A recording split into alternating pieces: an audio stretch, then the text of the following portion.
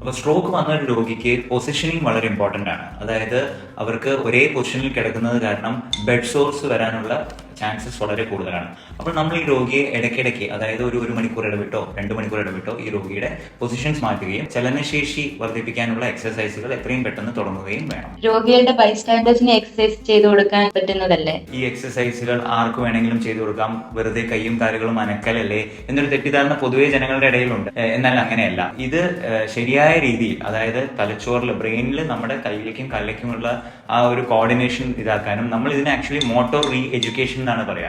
അതായത് അവരുടെ ചലനശേഷി നഷ്ടപ്പെട്ടു, നമ്മളത് തിരിച്ച് വീണ്ടും ബ്രെയിനിനെ അല്ലെങ്കിൽ അവരുടെ ഇതിലേക്ക് എഡ്യൂക്കേറ്റ് ചെയ്ത് കൊണ്ടുവരികയാണ് ചെയ്യുന്നത്. ബൈസ്റ്റാൻഡർ എക്സസൈസ് ചെയ്തു കൊടുക്കുക, അല്ലെങ്കിൽ രോഗിയുടെ കൂടെയുള്ള വ്യക്തികൾ എക്സസൈസ് ചെയ്തു കൊടുക്കുക എന്നുള്ളതിലേക്ക് പോകാനുള്ള ഒരു മേജർ കാരണം ഫിനാൻഷ്യൽ ബുദ്ധിമുട്ട് ആലോചിച്ചിട്ടായിരിക്കാം. പക്ഷെ രോഗിയുടെ റിക്കവറിക്ക് ഒരു വിദഗ്ധനായ ഒരു ഫിസിയോതെറാപ്പിസ്റ്റിന്റെ സേവനം, അല്ലെങ്കിൽ അദ്ദേഹം വന്നിട്ട് ട്രീറ്റ്മെന്റ് ചെയ്യുന്നതാണ് ഏറ്റവും നല്ലത്.